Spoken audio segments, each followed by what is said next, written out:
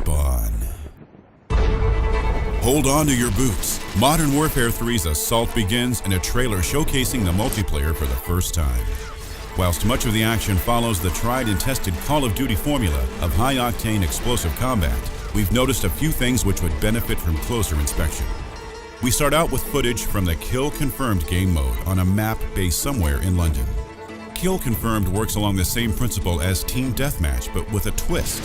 Kills are not counted unless the enemy's dog tags are collected, confirming the kill. As well as working as a deterrent to camping in one particular spot by forcing players to move to confirm their kills, it also adds an interesting tactical twist in the form of denials. Players are able to collect the dog tags of fallen team members, denying the enemy an opportunity to score. Kill Confirmed looks set to increase the pace in its Modern Warfare debut. The soldier we're looking at is equipped with the M4 carbine, flashbangs, frag grenades, and the Heckler & Koch M320 40mm grenade launcher as a secondary weapon. Developed from the HK AG-36 grenade launcher, which was normally used on the G-36 and its variants, the M320 is intended to replace the aging M203. In the real world, it can be attached to a Picatinny rail or used as a standalone weapon like it is here. He is also using the Kick proficiency, which reduces weapon recoil. Weapon proficiencies are a new system in Modern Warfare 3 designed to replace the previous challenge system that was used to unlock weapon attachments. Kill streaks have also received an overhaul in Modern Warfare 3. Players must now choose between one of three strike packages: Assault, Support, and Specialist, which essentially dictates what kind of kill streaks you have access to, and the way in which you generate them. This soldier has selected the Assault package, which works in the same way as kill streaks in previous Call of Duty titles. The player gains rewards for scoring multiple kills without dying. Kills scored via the kill streaks will also count towards further kill streaks, as in Call of Duty 4 or Modern Warfare 2.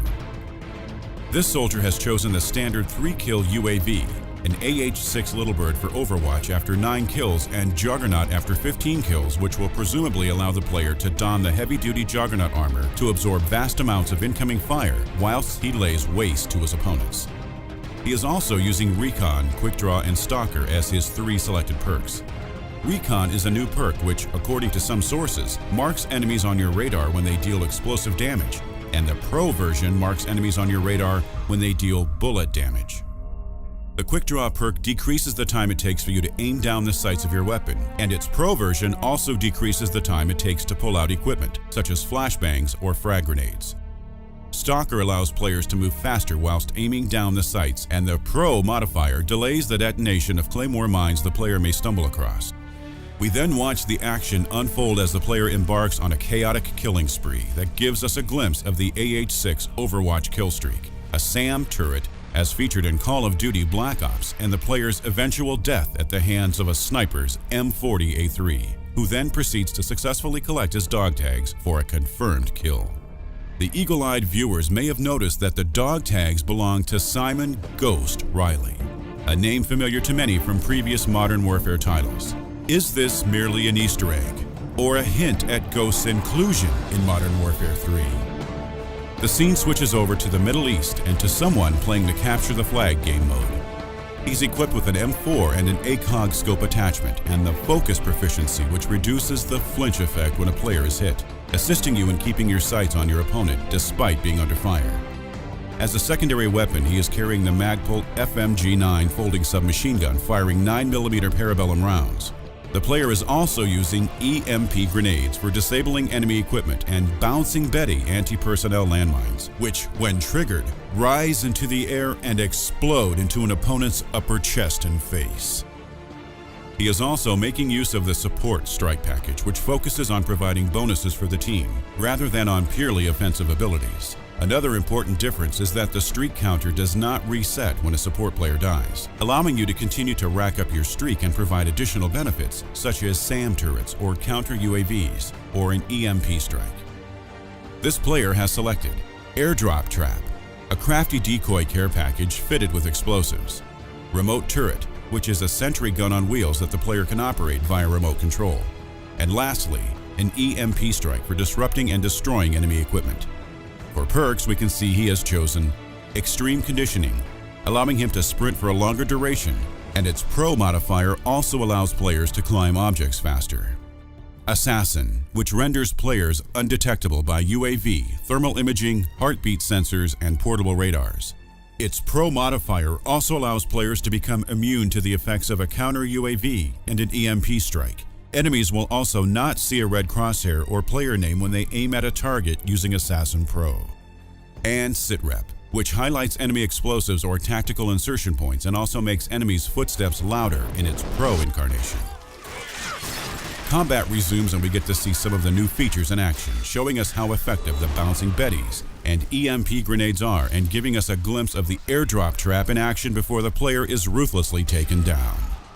The third sequence introduces us to a player equipped with the 6.8mm barrel variant of the ACR fitted with a red dot sight attachment.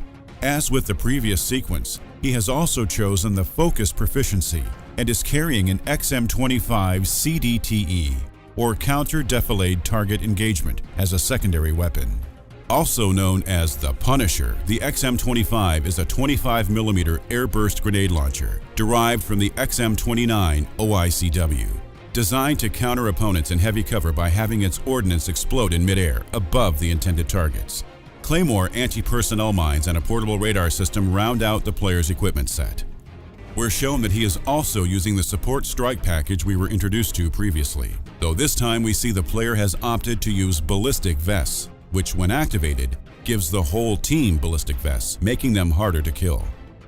Recon drone, which is operated by remote control, allowing the player to spot enemies for his team. And Stealth Bomber, which returns from previous games, giving the player a targetable airstrike that the enemy cannot see inbound on their radar. For perks, he is using Recon. Blast Shield, which greatly reduces explosive damage, and in its Pro ability provides immunity from stun grenades and flashbangs. And Dead Silence, which eliminates any noise the player makes whilst moving, and also stops you from taking fall damage as its Pro modifier. Another bout of action ensues with the player making excellent use of his equipment, showcasing the destructive power of the XM25's airburst grenades and using his airstrike to clear out a marketplace. We also see the remote turret killstreak in use before the ever-present sniper puts an end to the player's run. The final sequence takes place in the ground war game mode, returning from previous titles, this time in New York. The player is carrying an ACR 6.8mm variant, but this time is using the attachments proficiency, allowing him to equip two modifications to his weapon, in this case a heartbeat sensor and a dual scope. The player is also carrying an SVD Dragunov sniper rifle as a secondary weapon, thanks to the Overkill perk, which allows two primary weapons to be carried. He's also equipped with a throwing knife and a trophy active protection system, which is designed to destroy incoming missiles, utilizing a shotgun-like blast. The final strike package, Specialist, is revealed. The Specialist package allows you to pick an additional perk each time you hit the streak requirement at 2, 4, and 6 kills respectively. This gives the Specialist a wide array of options, particularly since the additional perks do not appear to be limited to specific slots, as they are normally. Some perks we haven't seen yet are visible. Blind Eye Pro renders the player undetectable by enemy radar and UAVs and gives the player a faster lock-on time and bonus damage against enemy air support. Overkill Pro allows the player to carry two primary weapons and also fit the second weapon with two attachments. Scavenger Pro allows players to pick up ammunition from fallen enemies and also provides the player with extra starting magazines when he spawns in. Steady Aim Pro increases hipfire accuracy and allows players to aim down the sight faster after sprinting. Lastly, Marksman Pro allows players to identify targets from a longer range and also allows you to hold your breath longer when steadying a rifle's aim. The final action sequence then takes place, giving us a glimpse of how the dual scope operates and how the trophy APS will assist players against incoming rocket fire, as well as the long overdue death of the trailer's sinister sniper figure.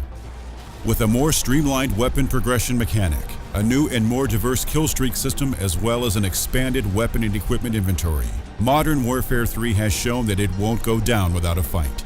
Mixing the tried and tested formula with a host of tweaks and changes that Infinity Ward creative strategist Robert Bowling says will result in the most balanced multiplayer experience we have ever done.